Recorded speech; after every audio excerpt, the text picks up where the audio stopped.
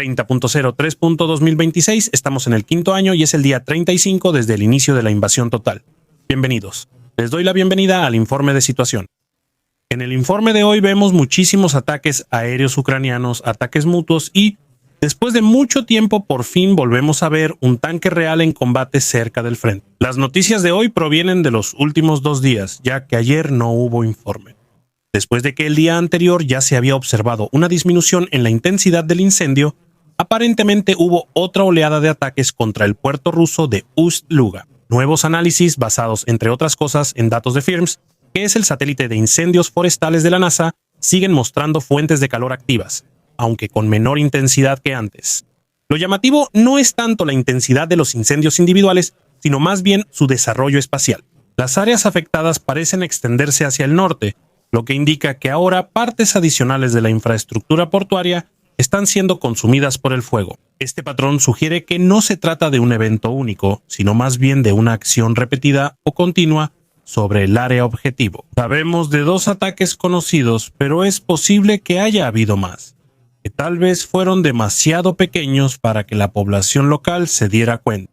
Incluso si los incendios individuales parecen menos intensos, una expansión gradual del área dañada puede afectar cada vez más la función general de la instalación, especialmente en estructuras portuarias complejas como en Ust-Luga, donde el almacenamiento, procesamiento y carga están estrechamente interconectados. Un desarrollo así puede tener un efecto acumulativo. El desplazamiento espacial de los incendios sugiere que la perturbación ya no se concentra en una sección limitada, sino que se extiende a otras áreas operativas de la instalación. Y eso es muy interesante porque sabemos desde hace aproximadamente 2 años que Rusia ahora utiliza una estrategia diferente para extinguir este tipo de almacenes. A los rusos se les está acabando el equipo para los bomberos, es decir, equipo especializado, especialmente para apagar incendios industriales de gran tamaño como este. Y en la mayoría de los casos se ha llegado al acuerdo de simplemente dejar que las partes afectadas se quemen, ya que ya no vale la pena apagarlas. Más bien, se intenta proteger las instalaciones cercanas, lo cual, por supuesto, no siempre es posible. Aquí es donde la situación se vuelve muy interesante. 3 días después del ataque ucraniano, la refinería en Kirchi, en la región de Leningrado, sigue ardiendo. En las grabaciones actuales se puede observar un desarrollo continuo de humo, lo que indica que el incendio en partes de la instalación aún no está completamente bajo control. La refinería es considerada uno de los sitios de procesamiento más importantes en el noroeste de Rusia. Ya se había informado anteriormente que unidades centrales de procesamiento fueron alcanzadas, incluyendo instalaciones primarias de destilación, así como componentes posteriores de procesamiento. Cuando los incendios duran varios días, normalmente eso indica que no solo hay daños superficiales aislados, sino que también se ven afectados sectores técnicos más complejos. Especialmente en las refinerías, la combinación de materiales inflamables, sistemas de presión e infraestructura ramificada dificulta considerablemente el combate del incendio. Los incendios que duran más tiempo no solo pueden causar daños directos, sino también afectar instalaciones vecinas o forzar la desconexión total de grandes partes de la operación. Los incendios continuos subrayan que el ataque no solo tuvo efectos a corto plazo, sino que potencialmente puede tener consecuencias a largo plazo en la capacidad de procesamiento en un sitio. Nuevamente, hay informes sobre un ataque a una planta de química de nitrógeno en Rusia. En la ciudad de Tolyatti, los residentes informan que la planta química local fue objetivo de un ataque. La planta es uno de los mayores productores químicos del país y está especializada, entre otras cosas, en la fabricación de compuestos de nitrógeno. Estos productos no solo son relevantes para la industria civil, sino que también pueden desempeñar un papel en las cadenas de suministro militares, por ejemplo, en la producción de precursores. El patrón sigue siendo similar al de otros ataques. Los ataques a instalaciones que no están directamente en el frente siguen teniendo prioridad para la producción, el suministro y la infraestructura del ejército ruso, o para productos destinados al ejército ruso, por lo que los ucranianos también les dan prioridad. Y ahora, la última noticia sobre un gran ataque ucraniano, porque las fuerzas ucranianas también llevaron a cabo un ataque contra la ciudad portuaria rusa de Taganrog en el mar de Azov. La ciudad se encuentra en la región de Rostov y es considerada un importante centro industrial en la retaguardia rusa. Videos grabados en el lugar muestran varias explosiones fuertes, así como detonaciones intensas, lo que indica impactos en áreas sensibles. En Taganrog hay grandes instalaciones industriales que, entre otras cosas, están relacionadas con la producción de bienes de relevancia militar, incluyendo tecnología de drones. La ubicación de la ciudad hace que el ataque sea especialmente notable. Taganrog se encuentra claramente detrás de la línea frontal principal y forma parte de las áreas traseras desde donde Rusia organiza y abastece sus capacidades militares. Los impactos en esas áreas no afectan directamente a sectores individuales del frente, pero pueden influir en la base industrial y, por lo tanto, en la capacidad operativa a largo plazo. La intensidad de las explosiones indica que resultaron afectados ya sea minerales almacenados, materiales o áreas de producción. En ambos casos, tales daños pueden afectar la fabricación o el suministro de equipo, especialmente si se dañaron instalaciones especializadas que no se pueden reemplazar tan fácilmente. En la zona de Pokrovsk, las fuerzas rusas están intensificando sus actividades ofensivas y utilizan cada vez más tácticas de infantería móvil. Según información del 7, el cuerpo aerotransportado número 7 de las tropas aerotransportadas ucranianas informa que los ataques se realizan simultáneamente desde varias direcciones, utilizando motocicletas, cuatrimotos y pequeños grupos de infantería. Los principales focos de los ataques se encuentran en la zona de Grozny, es decir, en esta localidad, así como en la zona de Rudinsky, que es la localidad más al este de ahí. En el centro de Grozny también se están produciendo enfrentamientos directos dentro de la localidad. Unidades ucranianas mantienen posiciones ahí. Ellos están en sus posiciones más o menos como está marcado en el mapa, aunque yo supongo que los rusos ya están una o dos calles más al norte. Aún así, informan que han impedido otro avance de las unidades rusas. También al este de Grozny, es decir, aquí en la zona a la altura de la 25, hasta ahora los avances rusos han podido ser detenidos por la brigada. En la zona del molino Rudinsky, o sea aquí, operan fuerzas de la séptima. Cuerpo aerotransportado junto con el primer cuerpo de Assumption de la Guardia Nacional. Esta defensa coordinada indica una gran importancia de este sector del frente, ya que aquí tenemos dos cuerpos bastante conocidos y también muy fuertes del lado ucraniano que están defendiendo aquí.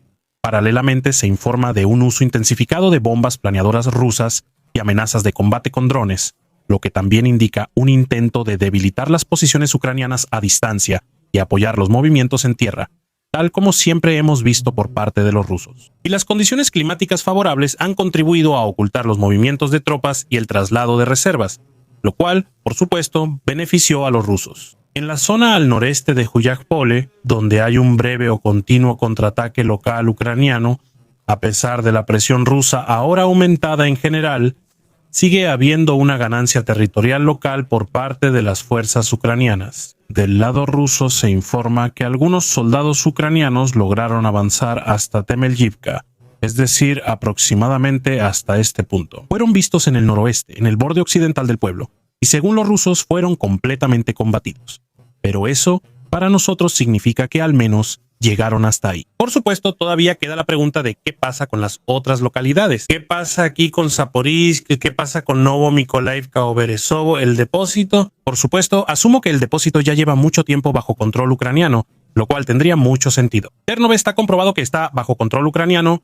Bermube también está comprobado que está bajo control ucraniano. Eso es lo que estamos viendo ahí. Lo que podemos deducir es que con alta probabilidad, desde hace mucho tiempo no puede ser abastecido por los rusos y está bajo control ucraniano. Pero no se puede comprobar todo esto porque todavía no hay ni una sola geolocalización, ni del lado ruso ni del lado ucraniano, de quién está controlando este lugar en este momento. Por lo tanto, sería una suposición y por eso aún no lo he cambiado en el mapa de situación. Pero si ya escuchamos, y eso por parte rusa, que los soldados ucranianos se encuentran aproximadamente a esta altura, eso para nosotros no es una indicación de que la altura 161 haya sido conquistada solo por los ucranianos, pero sí es una indicación de que los ucranianos de alguna manera lograron avanzar aquí a lo largo de estas dos localidades. Y esta distancia es de aproximadamente 2.000 metros, así que lo voy a marcar ahora de centro a centro de las localidades, así que serían 2.600 en este caso.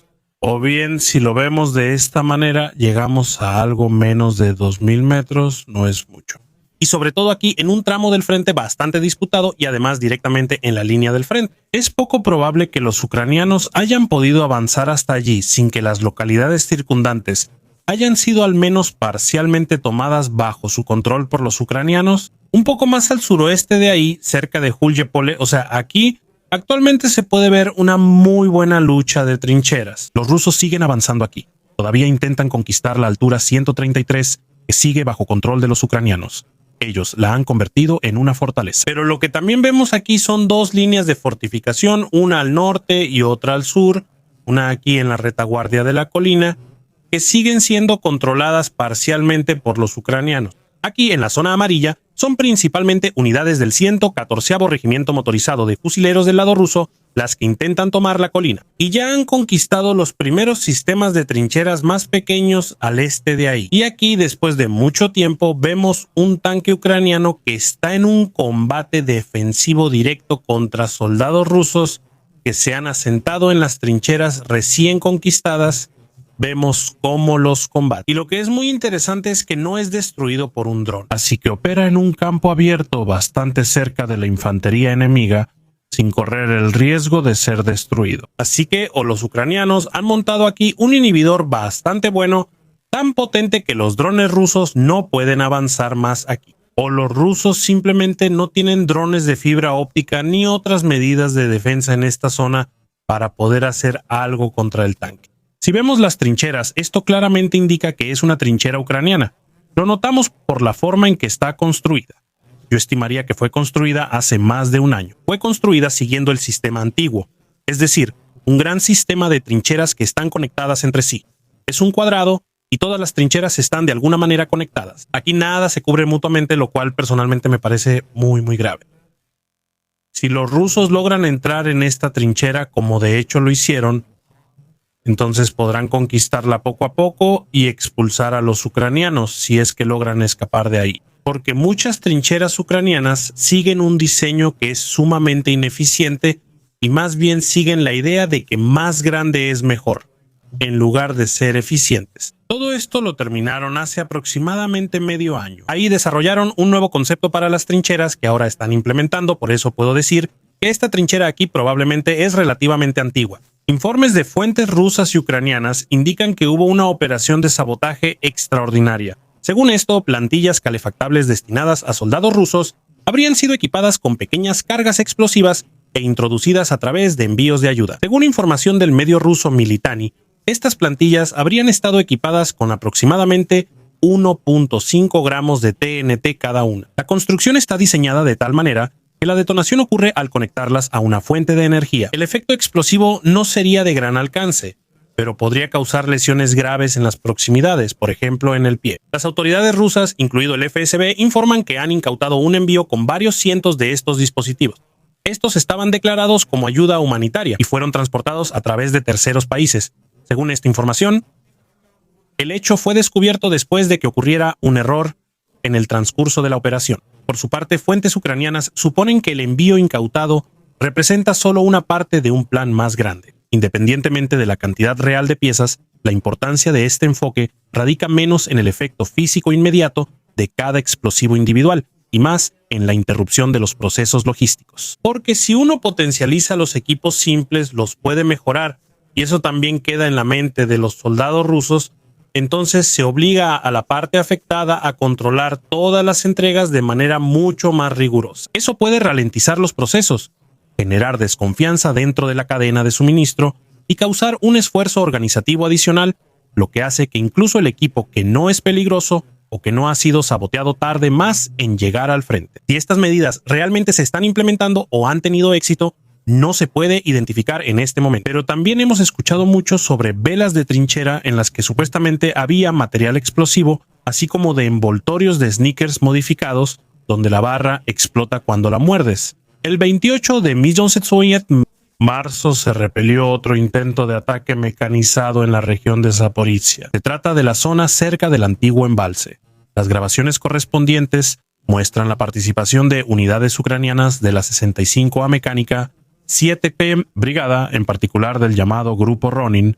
Fuerzas rusas atacaron de nuevo con una columna de vehículos blindados en terreno abierto. Precisamente aquí, en la estepa, con cobertura limitada y ejes de movimiento claramente visibles, tales avances son especialmente vulnerables al reconocimiento y al ataque a distancia. En estos escenarios, típicamente se utiliza una combinación de reconocimiento con drones FPV, así como artillería o armas antitanque, lo que permite detener columnas incluso antes de que lleguen. El uso repetido de estos patrones de ataque muestra que, a pesar de los riesgos conocidos, se sigue intentando ejercer presión local mediante avances mecanizados. Al mismo tiempo, los resultados aquí muestran lo difícil que es, bajo las condiciones actuales, romper líneas utilizando movimientos clásicos de columnas a través de espacios abiertos. Pero eso ya lo pudimos evaluar así en 2022, por eso agradezco a todos los suscriptores, miembros del canal y al equipo de algas.